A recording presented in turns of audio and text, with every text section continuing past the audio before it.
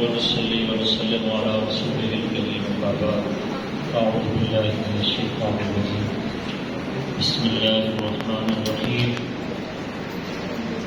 إذ قال الحواريون يا عيسى ابن مريم هل يستطيع ربك أن ينزل علينا مائدة من السماء قال اتقوا الله إن كنتم مؤمنين صدق الله العظيم اللهم صل على محمد وعلى آل محمد كما صليت على إبراهيم وعلى آل إبراهيم إنك حميد مجيد اللهم بارك على محمد وعلى آل محمد كما باركت على إبراهيم وعلى آل إبراهيم إنك حميد مجيد. بڑی خوبصورت مجلس ہمارے عزیزوں نے سجائی ہے. وطن کی محبت اللہ نے انسان کی فطرت میں رکھی ہے. میرا یہ عزیز بچہ عربی میں جو بیان کر رہا تھا اس نے بڑا خوبصورت جملہ بولا خطبے میں. غرس المحبت فی القلوب کیا بولا تھا؟ اسے بولا اللہ نے انسان کے دل میں اپنے وطن کی محبت ایسے گاڑ دی ہے جیسے درخت زمین پہ گڑ جاتا ہے. جملے کا مفہوم یہ تھا. حضرت صلی اللہ علیہ وسلم مکہ مکرمہ میں ام القریٰ میں اللہ کا پاک گھر وہیں پر ہے، لیکن اہل مکہ نے آپ کے لیے مکہ کی زمین تنگ کر دی. آپ کے لیے اور آپ کے رفقاء کے لیے مکہ میں رہنا مشکل کر دیا. شیب ابی طالب کی وادی میں درختوں کے پتے کھانے پر مجبور کیا گیا. ایک کوئی آج ایسا غریب کے درخت کے پتے کھاتا ہوں، بڑے سے بڑا غریب ہے اس کو بھی سنا. 3 سال، 1 مہینے کی بات نہیں، 2 مہینے کی بات نہیں، 3 سال تک آپ کا سوشل بائیکاٹ کیا گیا. کوئی چیز اندر جانے کی پہنچانے کی اجازت نہیں تھی. آپ کے رفقاء، امت کا پہلا پاک باز طبقہ، فرشتہ صفت انسان حضرات صحابہ کرام بھی آپ کے ساتھ مشکلات کے دور سے گزر رہے تھے. بالآخر اللہ رب العزت کی طرف سے حکم آیا کہ مکہ کو خیر آباد کہو اور یثرب کی طرف ہجرت کرو. اس وقت نام یثرب ہی تھا. وہ تو میرے آقا کے قدموں کی برکت ہے کہ یثرب طیبہ بنا، طابہ بنا، مدینہ بنا، منورہ بنا، طیبہ بنا. آپ تشریف لے گئے. وباؤں کی آواز گاہ تھی یثرب، بیماریوں کی آواز گاہ تھی یثرب. آپ نے فرمایا میرے اللہ نے مجھے خواب میں منظر دکھایا ہے کہ میرے قدم رکھتے ہی وہ وبائیں ساری کی ساری یہاں سے کوچ کر گئی اور مدینہ پاک رہے گا، پاکیزہ فضا. ابھی حاجی جاتے ہیں سے پوچھو مکہ بھرم مکہ ہے، مدینہ طیبہ جاتے ہیں تو ایسے لگتا ہے ماں کی آغوش میں آ گئی، ماں کی گود میں آ گئی. ایسی ٹھنڈی، ایسا سکون، ایسی محبت. تو جب آپ کو مجبور کیا گیا اور آپ مکہ سے نکلے تو کیا منظر تھا. وہ چڑھتی نگاہیں اللہ کے گھر پہ ڈالی، بیت اللہ پہ ڈالی، آنکھوں سے آنسو بہ رہے تھے. بیت اللہ مجھے تجھ سے بڑی محبت ہے، بیت اللہ تو بہت عظیم ہے، میں تجھے کبھی نہ چھوڑتا اگر یہاں کے باشندے مجھے چھوڑنے پر ہجرت پر مجبور نہ کرتے. اللہ تیری عظمتوں کو اور 4 چاند لگائے بیت اللہ. تیری خوشبو بڑی پیاری، پاکیزہ. یہ جذبات زبان پر تھی. اور اپنے ساتھیوں کے ساتھ آپ ہجرت کر کے مدینہ طیبہ پہنچے تو وہاں بھی مکہ مکرمہ کی یاد ستاتی تھی. اور تو اور حضرت بلال رضی اللہ عنہ نے مکہ میں سکھ کون سا پایا؟ تپتی ہوئی ریت پر، گرم پتھروں پر لٹایا جاتا تھا اور سخت ترین اذیتیں دی جاتی تھیں. وہ بھی جب مدینہ منورہ پہنچے تو کبھی کبھی مکہ کو یاد کر کے روتے تھے. ایسا تو نہیں کہ وہاں بڑی آسائش تھی، لیکن ایک الفت، ایک محبت فطرت میں اللہ نے رکھی ہے۔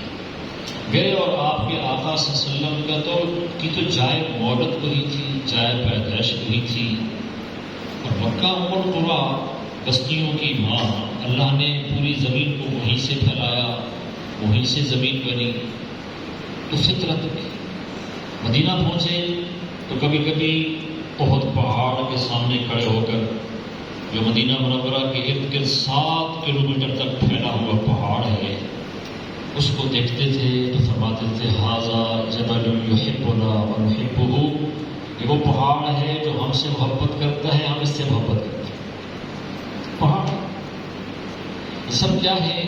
وطن سے محبت کا اظہار، وطن سے محبت کے جذبات ہیں۔ شام چلے گئے تھے حضرت بلال رضی اللہ، پیاروں کی فرمائش پر، شہزادوں کی فرمائش پر، نواسوں کی فرمائش پر آئے مدینہ منورہ۔ آئے کیا، اذان کیا دی کہ مدینہ نے کوہرام مچا دیا، پورا مدینہ رو رہا تھا، حضرت بلال بھی رو رہے تھے، سارے جاگے۔ مٹی کی محبت اللہ نے انسان کی فطرت میں رکھی ہے۔ 2 بڑی ہجرتیں روئے زمین پر، 2 بڑی ہجرت، بلکہ اس سے بھی بڑی ہجرت، تعداد تھوڑی تھی مسلمانوں کی، اس سے بھی بڑی ہجرت جنوبی ایشیا کے مسلمانوں نے کی، اللہ کے حکم پر کی، اور اس بنیاد پر کی کہ یہاں رہ کر ہم اپنے ایمان کی حفاظت نہیں کر سکتے، اپنے نسلوں کی ایمان کو نہیں بچا سکتے، ہمیں ایک ایسا پاکیزہ خطہ چاہیے جہاں ہم پوری آزادی کے ساتھ اللہ کے دین پر قائم رہتے ہوئے ایمان پر جم کر اس سرزمین پر اللہ کا نظام نافذ کریں گے۔ یہ جذبات ہیں ہمارے بڑوں کے، ہمارے اکابر کے، ان کی کوششوں کی بدولت اللہ نے ہمیں یہ خطہ عطا فرمایا ہے۔ آپ جانتے ہیں کہ نعمت ویسی تقاضا کرتی ہے شکر کا، جب جو نعمت مانگ کر لی جائے، جو نعمت فرمائش بھی لی جائے، اس کی قدر و قیمت تو کہیں بڑھ جاتی ہے۔ میں نے جو آیتیں پڑھی ہیں آپ حیران ہوں گے کہ یوم آزادی کے حوالے سے سورہ مائدہ کی آیت کا کیا تعلق ہے۔ حضرت عیسیٰ علیہ السلام کے دوستوں نے، ان کے حواریین نے ان سے ایک عجیب فرمائش کی۔ کیا فرمائش کی؟ هل يستطيع ربك أن ينزل علينا مائدة من السماء؟ اے عیسیٰ ابن مریم، آپ کا رب آسمان سے پکے پکائے کھانے، جنت کے ہم کھانے ہمارے لیے اتار سکتا ہے؟ سوالی انداز ہے، ایسا ہو سکتا ہے؟ اتقوا اللہ ان کنتم مؤمنین، ایمان والے ایسی فرمائش نہیں کیا کرتے۔ اللہ سے ڈرو، ایمان والے ایسی آزمائشیں، ایسی فرمائشیں نہیں کیا کرتے۔ میری نبوت کی صداقت کی دلیل چاہیے تو دیکھ چکے ہو، نريد أن نأكل منها وتطمئن قلوبنا ونعلم أن قد صدقتنا ونكون عليها من الشاهدين۔ 4 مقصد ہیں اس فرمائش کے۔ پہلا مقصد یہ ہے کہ جنت کی نعمتیں دنیا میں چکھ لیں، وتطمئن قلوبنا، دل مطمئن ہو جائے، جیسے ابراہیم علیہ السلام فرما رہے ہیں، یقین ہے مرنے کے بعد آپ دوبارہ ہمیں زندہ کریں گے، لیکن دل چاہتا ہے کہ آنکھوں سے دیکھ لوں، ایسا ہی ہے نا؟ تو کہا 4 پرندے پکڑو، ان کو ذبح کرو، پہاڑ پہ ڈالو، پھر ان کو بلاؤ، دوڑتے ہوئے آئیں گے۔ سارا قصہ موجود ہے، اس سے سب کچھ ہوا اطمینان قلب کے لیے، آنکھوں سے مشاہدہ ہو جائے۔ تو یہ حواریین بھی کہتے ہیں عیسیٰ علیہ السلام سے کہ اگر ایسا ہو گیا تو ہمارا دل مطمئن ہو جائے گا، وَنَعْلَمَ أَنَّ قَدْ صَدَقْتَنَا، ہمیں یقین ہو جائے گا کہ آپ واقعی اللہ کے سچے نبی ہیں، وَنَكُونَ مِنَ الشَّاهِدِينَ، اور ہم دوسروں سے بھی کہیں گے کہ ہم آنکھوں سے یہ معجزہ دیکھ چکے ہیں، لہٰذا اللہ کے نبی پر ایمان لاؤ۔ معجزات کی کمی تو کوئی نہیں تھی، اس سے پہلے کتنے معجزات وہ دیکھ چکے تھے۔ حضرت عیسیٰ علیہ السلام کے ہاتھوں سے مٹی کے پرندے کا بننا، تصویر بننا اور اس میں جان کا پڑنا۔ آپ تو آرٹ نے بڑی ترقی کر لی ہے، اچھے آرٹسٹ بڑی اچھی اچھی تصویریں بناتے ہیں، اس زمانے میں تو یہ سب کچھ نہیں تھا۔ اب تو فیکٹریوں میں کھلونے بنتے ہیں، پرندوں کی شکل کے مصنوعی پرندے بکتے ہیں، اس وقت تو یہ سب کچھ نہیں تھا۔ یہ معجزہ تھا کہ عیسیٰ علیہ السلام اپنے ہاتھوں سے ایک خاکہ بناتے ہیں، تصویر بناتے ہیں پرندے کی، اور اس میں پھونک مارتے اور اڑنے لگ جاتا ہے۔ یہ معجزہ اللہ تعالیٰ دکھا چکے تھے، کافی تھا نا یہ معجزہ. یہ معجزہ دکھا چکے تھے اللہ تعالیٰ کہ ایک شخص پیدا ہوا، اس کی بینائی نہیں ہے، اللہ کے پیغمبر اس کی آنکھوں پہ ہاتھ پھیرتے ہیں، اس کی بینائی لوٹ آتی ہے. اس زمانے میں طب عروج بھی تھی، حکمت عروج بھی تھی، اور طبیبوں اور حکیموں کے بارے میں لوگوں کا یقین تھا کہ بس جتنا بڑے سے بڑا بیمار کیوں نہ ہو، ان کی دوا سے شفا مل جائے گی. شفا تو اللہ دیتے ہیں. عقیدے میں بگاڑ آ رہا تھا تو اللہ تعالیٰ نے حدیث علیہ السلام کو ایسے معجزات عطا فرمائے کہ اس زمانے کے حکیم اور طبیب بھی ایسا کرنے سے قاصر تھے. نابینا پیدا ہو، بینائی ہو ہی نہیں، اسے دنیا کا حکیم کیسے اس کو بینائی دے سکتا ہے؟ کوڑ کا مریض ہے، اس کے جسم کی کھال کو کوئی مریض حکیم کیسے درست کر سکتا ہے؟ اس طرح کے بہت سارے معجزات اللہ کے پیغمبر کے وہ دیکھ چکے تھے. دیکھنے کے باوجود پھر فرمائش کر رہے ہیں کہ ہم یہ چاہتے ہیں کہ جو ہمارا یہ فرمائشی مطالبہ ہے، معجزہ ہے فرمائشی، یہ دکھا دیا جائے. آسمان سے پکے پکائے کھانے ہمارے لیے آئیں، جیسے حضرت موسیٰ علیہ السلام کی قوم بنی اسرائیل کے لیے آسمان سے من اور سلوا اترا.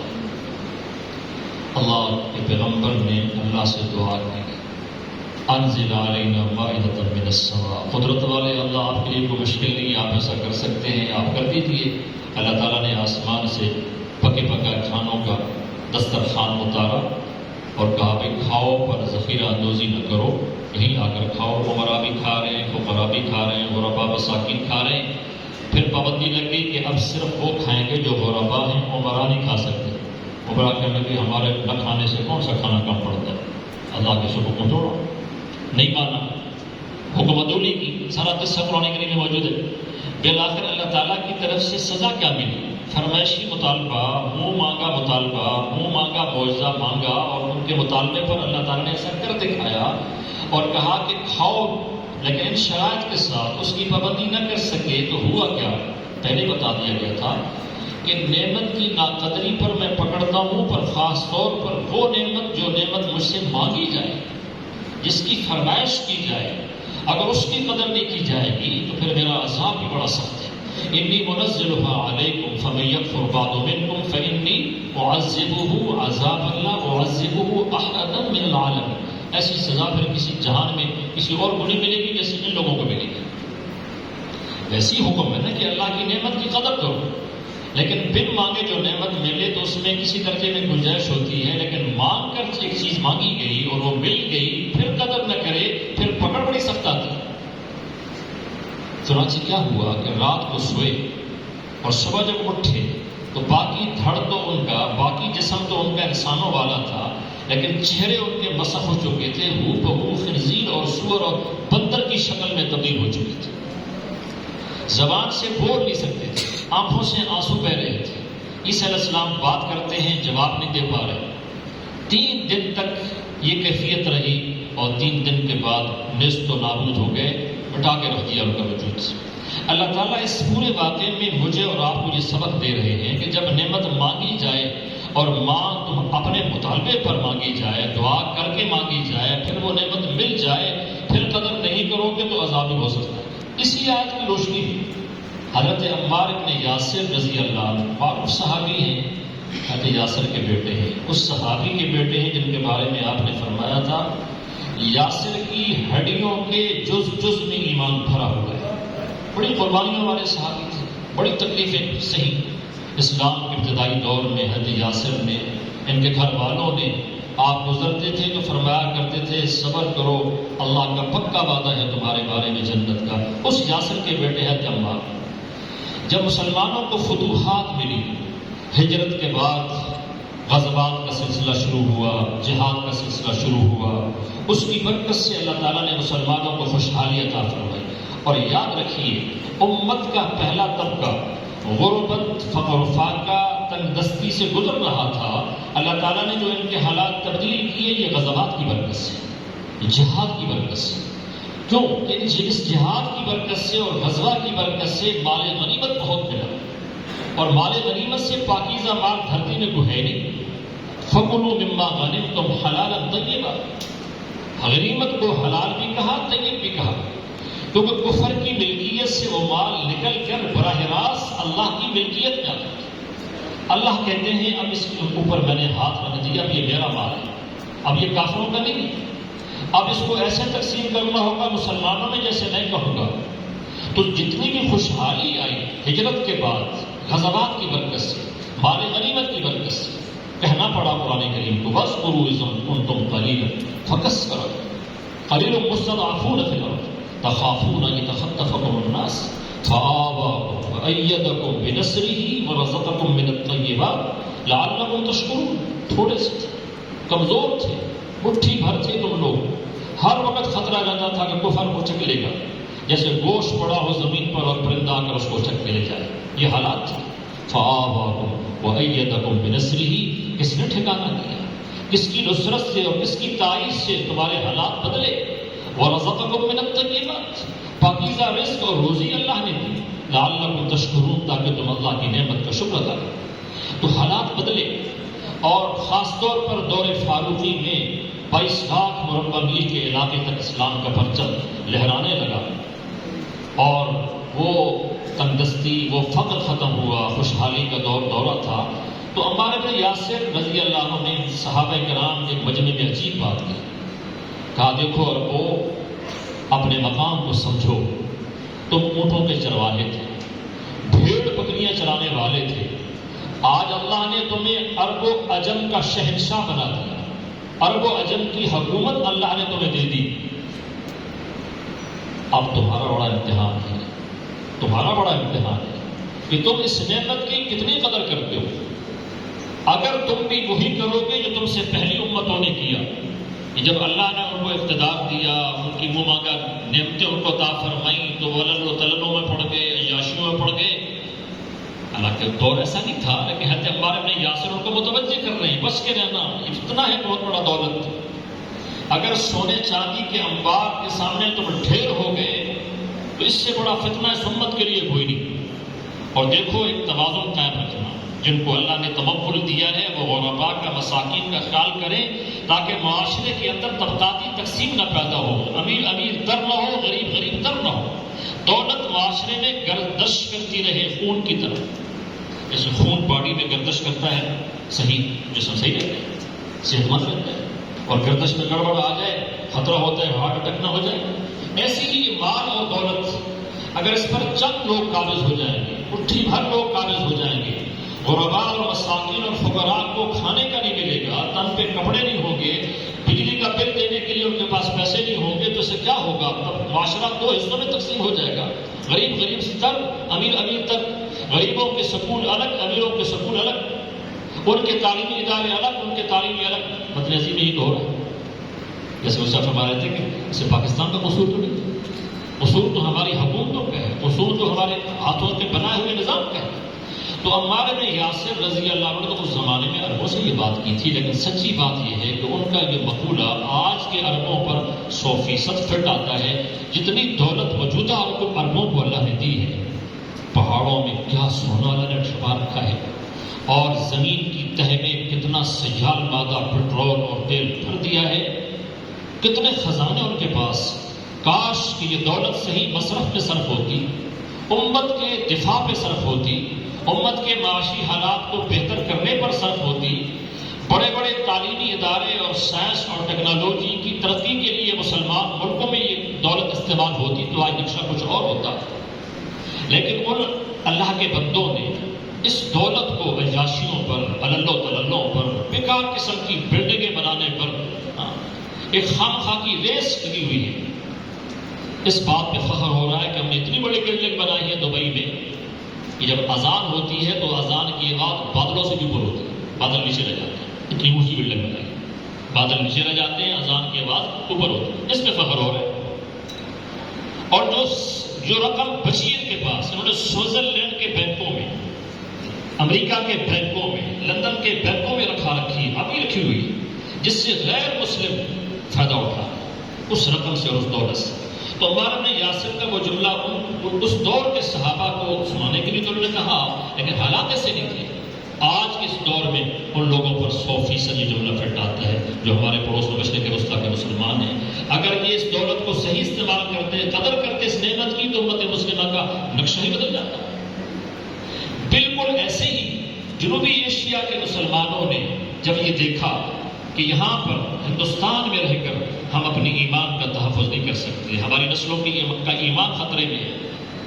آج آپ دیکھ رہے کیا حالات ہے انڈیا میں، قربانی کے موقع پر کیا حالات ہوتے ہیں وہاں پر، اور کتنے مسائل اور کتنی مشکلات ہیں بچیوں کو پردہ کرنے میں، شادی کے موقع پر مسجدوں کو تالے لگ گئے، کتنی مسجدوں کو بند کر دیا، کتنے مدرسوں کو بند کر دیا۔ قدر کیجیے اس نعمت کی جو اللہ نے ہمیں دے رکھی ہے۔ یہ آزادی بہت بڑی اللہ کی نعمت ہے۔ اس وقت جب یہ ملک بنایا جا رہا تھا تو نعرہ ایک ہی تھا، لے کے رہیں گے پاکستان، بن کے رہے گا پاکستان۔ پاکستان کا مطلب کیا؟ لا الہ الا اللہ۔ لاکھوں کے مجمع میں یہ کہا گیا، ایک ہاتھ میں قرآن پاک، ایک ہاتھ میں بخاری، کہ اس سرزمین پر ہم اللہ کے نظام کو نافذ کریں گے، قرآن و سنت کی حکمرانی ہوگی۔ ایسے ہی تھا نا، ہمارے بڑوں نے اکابر نے یہ بات، اور میں آپ کو سچ بتاؤں، اس زمانے کے ہمارے اکابر کی کوششیں نہ ہوتی تو شاید یہ علامہ اقبال کا خواب پورا نہ ہوتا، شاید قائد اعظم محمد علی جناح اس مشن کو پورا کرنے میں کامیاب نہ ہوتے۔ خود کہا کرتے تھے، میں تو وکیل ہوں، میرے پیچھے 3 شخصیتوں کا علم کھڑا ہے، ان میں سے ایک عالم کا علم ایک ترازو میں رکھا جائے اور دوسرے پڑھنے میں سارے امت کے علماء کا علم رکھا جائے تو وہ پڑھنا بھاری ہوگا، جس میں اس امت کے اس میرے ساتھ جو عالم ان کا علم ہے مولانا اشرف علی تھانوی رحمۃ اللہ، ان کے بارے میں فرمایا۔ اس لیے جب پاکستان بنا تو مشرقی پاکستان میں قائد اعظم محمد علی نے جھنڈا اپنے ہاتھ سے نہیں لہرایا، مغربی پاکستان میں قائد اعظم محمد علی جناح نے جھنڈا اپنے ہاتھ سے نہیں لہرایا، بلکہ اس نے 2 شخصیتوں کا انتخاب کیا، مولانا ظفر احمد عثمانی رحمۃ اللہ علیہ جو حضرت تھانوی رحمہ اللہ کے خلیفہ تھے، مشرقی پاکستان میں جھنڈا ان کے ہاتھ سے لہرایا اور کہا کہ میں اس بات کا اعتراف کرتا ہوں کہ مشرقی پاکستان کا وہ خطہ، وہ سلہٹ کا خطہ، ڈھاکہ، بہت بڑا حصہ مشرقی پاکستان کا پاکستان کے ساتھ شامل ہونے کے لیے تیار نہیں تھا اگر یہ شخص محنت نہ کرتا، اور مغربی پاکستان کا یہ حصہ خیبر پختونخوا کا علاقہ، علامہ شبیر احمد عثمانی رحمۃ اللہ علیہ میرا ساتھ نہ دیتے تو یہاں کے ریفرنڈم میں کبھی میں کامیابی حاصل نہ کر سکتا۔ یہاں تو آپ کو پتہ ہے کہ ایک زمانے میں کمیونسٹوں کا بڑا زور تھا، ان کا ایک تسلط تھا اور وہ نہیں چاہتے تھے، وہ پاکستان کے ساتھ شامل ہونے کے لیے تیار نہیں تھے، لیکن ایک دورہ کی شیخ الاسلام علامہ شبیر احمد عثمانی رحمہ اللہ، غضب کیا تھی، تفسیر عثمانی آپ نے دیکھی ہوگی، کیا علم بھر دیا اس کے اندر، تو اس کو سمجھنے کے لیے جو علماء اردو میں لکھی ہوئی ہے پر علماء اس کے بغیر آپ کو شاید سمجھ میں نہ آئے۔ اتنے بڑے عالم، کہا کہ مغربی پاکستان میں جھنڈا کون لہرائیں گے؟ علامہ شبیر احمد عثمانی رحمہ اللہ۔ تو ہمارے اکابر کی کوشش، اور میں آپ کو سچ بتاؤں اس وطن عزیز پر جب بھی کڑا وقت آئے گا، اللہ نہ کرے، مشکل وقت جب بھی آئے گا، اس کے تحفظ کے لیے، اس کی بقا کے لیے، اس پر جانیں قربان کرنے کے لیے 2 طبقے ہیں، 2۔ ایک تو پاکستان کی فوج، پاکستان کی فوج، میں نہیں کہتا کہ فرشتے ہیں، کمزوریاں ہوتی ہیں انسانوں میں، لیکن آپ دشمن سے پوچھیں پاکستانی فوج کی قدر و قیمت سے، آپ غیروں سے پوچھیں پاکستانی فوج کی قدر و قیمت سے، ایسی بہادر اور ایسی دلیر فوج 65 کی جنگ میں، 65 کی جنگ میں ٹینکوں کی سب سے بڑی جنگ جو لڑی گئی، ٹینکوں کی سب سے بڑی لڑائی چونڈا کے محاذ پر، چونڈا کے محاذ پر جب انڈیا نے حملہ کیا اور کیپٹن زبیری وہاں پر محاذ پہ اپنے 100 ساتھیوں کے ساتھ، 100 فوجیوں کے ساتھ ڈٹے ہوئی تھی، اچانک یلغار آ گئی، ہزاروں ٹینک لے کر یہ ہندو آ گئے وہاں پر، ان کے پاس چند ٹینک تھے اور صرف 100 مجاہدین۔ کیپٹن زبیری نے وائرلیس پر اپنے ذمہ دار کو اطلاع دی کہ مجھے کیا، میرے لیے کیا کرے، میں کیا کروں، کیا پیچھے ہٹ جاؤں، خودکشی مت کرو، صرف 100 فوجی تمہارے ساتھ ہیں اور چند ٹینک اور اتنے ہزاروں ٹینکوں کا کیسے مقابلہ کرو، پیچھے ہٹ جاؤ۔ جنگ میں پینترا بدلنا اور جنگ میں چال چلنا بھی تو جنگ کا ایک حصہ ہوتا ہے، لیکن میں سلام پیش کرتا ہوں کیپٹن زبیری کو۔ اس نے کہا کیا بات کرتے ہو، کیا بات کر رہے ہو، تم نے قرآن کی آیت نہیں پڑھی، کم من فئۃ قلیلۃ غلبت فئۃ کثیرۃ باذن اللہ۔ بارہا یہ آسمان نے منظر دیکھا، مٹھی بھر لوگوں نے بڑے بڑے لشکروں کو شکست دی۔ میں جان دے دوں گا، میرے ساتھی جان دے دیں گے، ہم یہ بات ماننے کے لیے تیار نہیں ہیں، بھیج سکتے ہو حکومت تو بھیجو ورنہ ہٹ جاؤ پیچھے، ہم نہیں ہٹیں گے پیچھے۔ شجاعت اور بہادری سے بھرپور جملہ، اس کے پیچھے ایمان کھڑا ہے، ایمانی جذبات کہ بارہا یہ منظر آسمان نے دیکھا۔ بدر میں کیا ہوا تھا؟ کتنے تھے بدر میں؟ 313، اور 3 گنا دشمن کی زیادہ طاقت تھی، 3 گنا زیادہ، 1000 سے زیادہ۔ تو کیپٹن زبیری نے کہا کہ بارہا یہ آسمان منظر دیکھا ہے، تھوڑے لوگوں نے بڑوں کو شکست دے دی۔ اس نے اپنے ساتھیوں سے کہا مرنا تو ویسے بھی ہے، ہاں مرنا تو ویسے بھی ہے، آج موقع ہے وطن کے دفاع کے لیے، وطن کے تحفظ کے لیے جانیں لڑا دو، اور نیت کر لو، عزم کر لو۔ زبانوں پہ کلمہ تھا، بم باندھ دیے سینے کے ساتھ، لیٹ کر ٹینکوں کے نیچے، اور سب نے جان دے دی، پر خچے اڑا دیے 1000 ٹینکوں کے، دشمن کو نہیں آنے لگے۔ کیا سمجھتے آپ؟ ہمارا ایک ماحول ہے، بعض سیاسی معاملات کی وجہ سے ہم اپنی فوج کو تنقید کا نشانہ بناتے ہیں، اگر یہ فوج نہ ہوتی تو ملک کا کیا حال ہوتا؟ اس وقت بھی بند باندھا ہوا بلوچستان کے جو حالات ہیں، وہ چاہتے ہیں، غیر چاہتے ہیں کہ انڈیا چاہتا ہے کہ بلوچستان پاکستان سے علیحدہ ہو جائے، لیکن الحمدللہ 2 طبقے ہیں، فوج اور پاکستان کے دینی مدارس کا یہ طبقہ۔ میں جذباتی بات نہیں کر رہا، آپ کے پڑوس میں افغانستان کا سارا منظرنامہ آپ کے سامنے ہے، سارا منظر آپ کے سامنے۔ جب پہلی مرتبہ ببرک کارمل کے زمانے میں یہاں رشیا آیا، افغانستان میں رشیا آیا، تو وہاں کے جو تاجر تھے، جو بزنس مین تھے، جو سیاستدان تھے، سب بھاگ گئے۔ ہم رشیا سے مقابلہ ریش اس زمانے میں تو 2 ہی سپر پاور امریکہ کے مقابلے میں، وہ بھی اپنے آپ کو سپر طاقت کہلاتا تھا، وہ باقی سپر پاور تھا، وہ کوئی شک نہیں اس میں کہ ایٹم کا خزانہ بظاہر اسباب کی دنیا میں جتنا اس کے پاس تھا امریکہ کے پاس بھی نہیں تھا۔ تو جتنا وہاں بزنس مین طبقہ تھا، تاجر طبقہ تھا، جتنے دنیا دار لوگ تھے، سب بھاگے وہاں سے۔ وہ سمجھ گئے کہ اب یہاں ہمارا رہنا بیکار ہے۔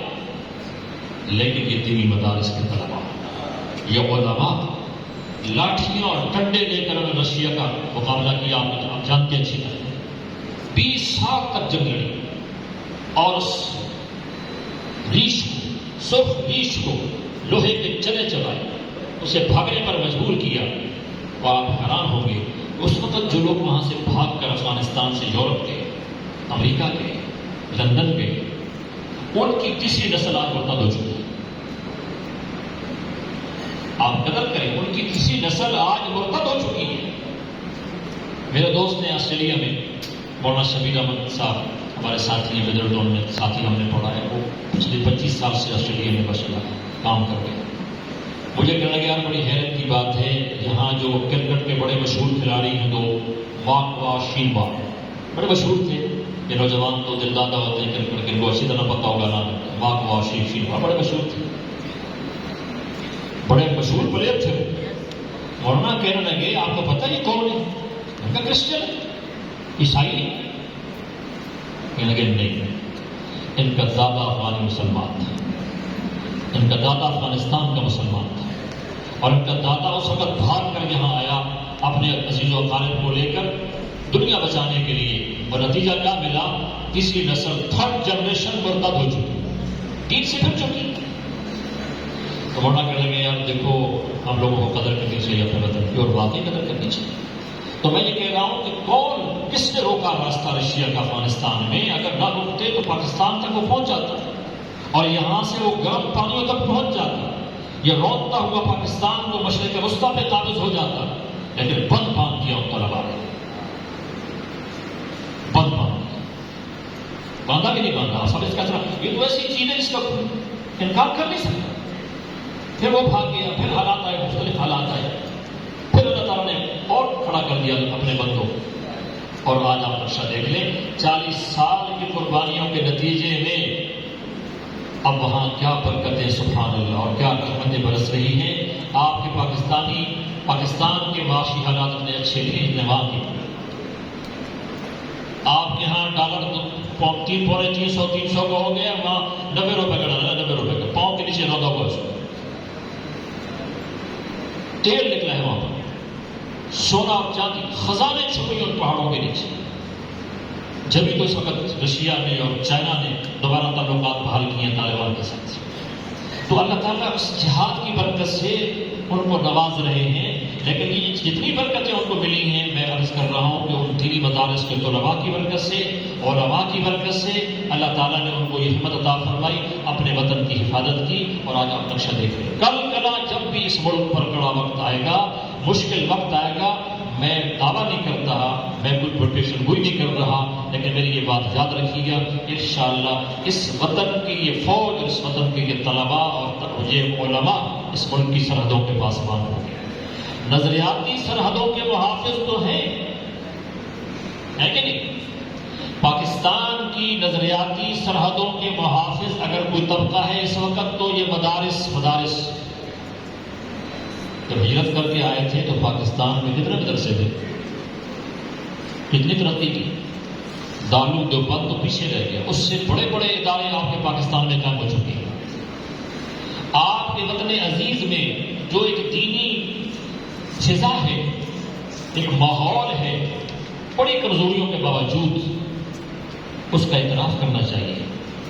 مدینہ منورہ، مکہ مکرمہ میں، حرم شریف میں بچوں کو قرآن پڑھانے والے پاکستانی قراء ہیں، بنگلہ دیش کے قراء ہیں، اس خطے کے مسلمان ہیں.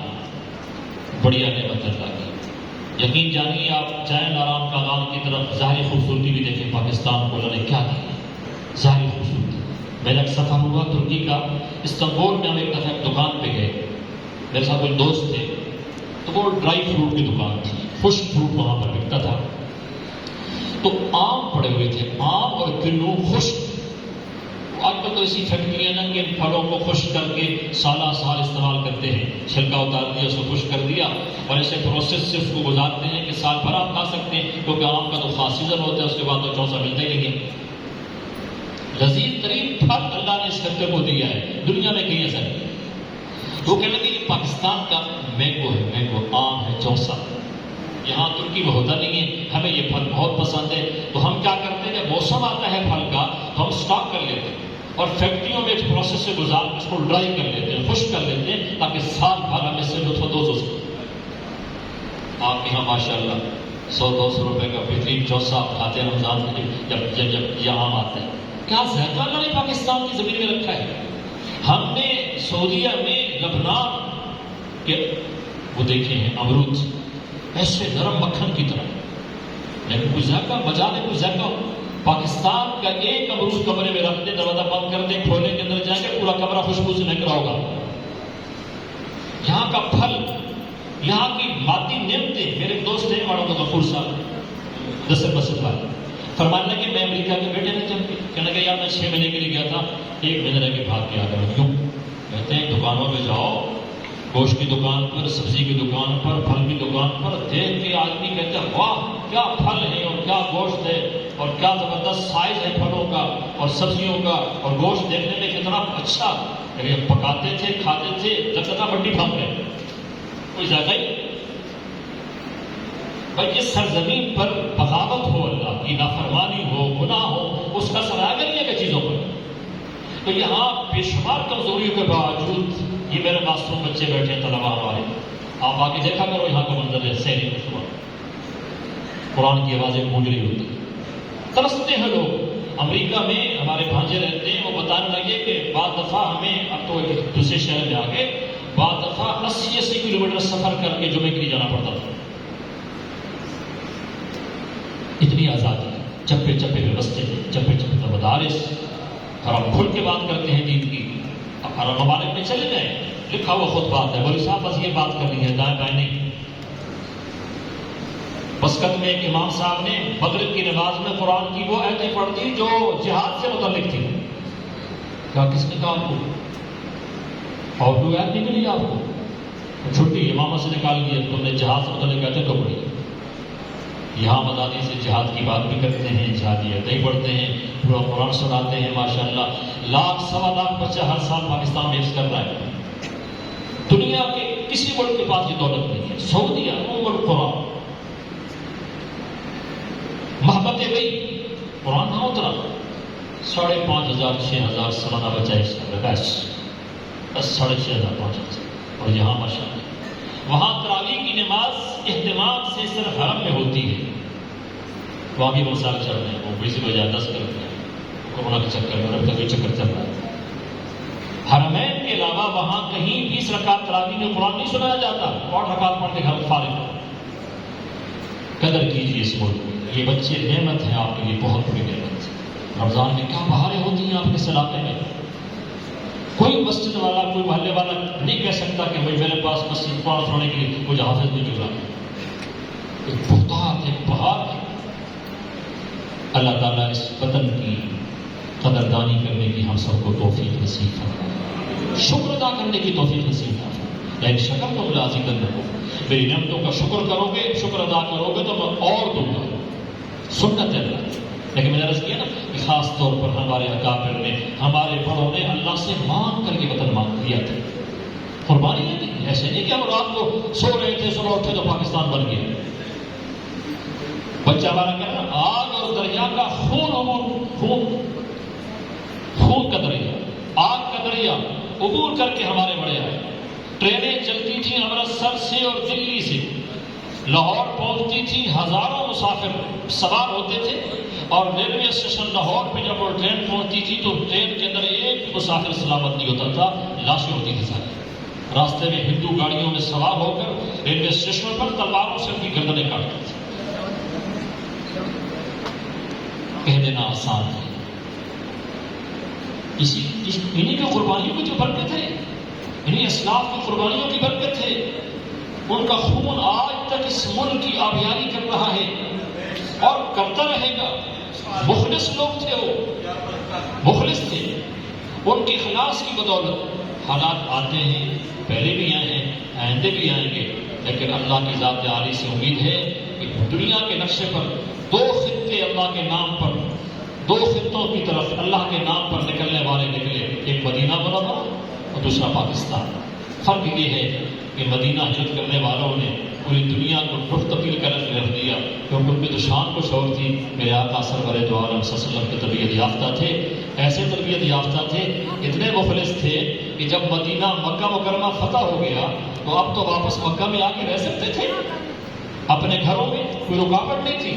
کہا جو چیز چھوڑ چکے اللہ کے لیے چھوڑ چکے، اب ہمارا جینا مرنا مدینہ کے ساتھ۔ ان کی ہجرت کے نتیجے میں تو آپ دیکھیں کتنا بڑا انقلاب برپا ہوا، لیکن ہماری کمزوریاں اللہ تعالیٰ ہمیں معاف کروائے، اور اس کی بڑی وجہ جیسے میں نے مثال دی کہ اللہ تعالیٰ نے ان لوگوں کی شکلیں مسخ کر دی سور اور خنزیر کی طرح، جنہوں نے اللہ سے مانگا تھا، نعمت مانگی تھی، ان کی فرمائش پر اللہ نے وہ نعمت دی، شکلیں مسخ ہو۔ ہمارے ہاں بھی اللہ معاف فرمائے، شکلیں تو مسخ نہیں ہوں گی انشاءاللہ، کیونکہ میرے آقا صلی اللہ علیہ وسلم کی دعا ہے، لیکن دل امت کے مسخ ہو چکے ہیں، ہم سب کے دل سخت ہو چکے ہیں۔ کیا حاجی، کیا عمرہ کرنے والا، دلوں کی قساوت یہ بڑا عذاب ہے۔ اللہ تعالیٰ ہم سب کی حفاظت فرمائے، دلوں کی رقت، دلوں کی نرمی یہ اللہ کی بہت بڑی نعمت ہے۔ وطن عزیز کی اللہ حفاظت فرمائے، ہم سب کو اس کی قدر کرنے کی توفیق عطا فرمائے۔ یہاں اللہ نے جو مادی نعمتوں کا جال بچھا رکھا ہے، خوبصورت ملک، یہ کون سی چیز ہے جس ملک میں چاروں کو انگلینڈ میں کیا 6 مہینے سورج دیکھنا نہیں تھا، 6 مہینے سورج دیکھنا نہیں ہوتا، 6 مہینے کا سورج دیکھنا نصیب ہی نہیں ہوتا۔ یہاں بہار بھی ہے، خزاں بھی ہے، سردی بھی ہے، گرمی بھی ہے، پھل ایسا ذائقہ دار میں دنیا میں کہیں ایسا پھل نہیں۔ اس خطے کے علاقے پاکستان کی زمین کے ذائقے، شہد کو دیکھ لیں آپ، دودھ کو دیکھ لیں، کون کون سی نعمتیں ہیں جو اللہ نے بتا دی۔ اللہ اس کی قدردانی کی توفیق نصیب فرمائے۔ جیسے ہمارے عزیزوں نے ماشاءاللہ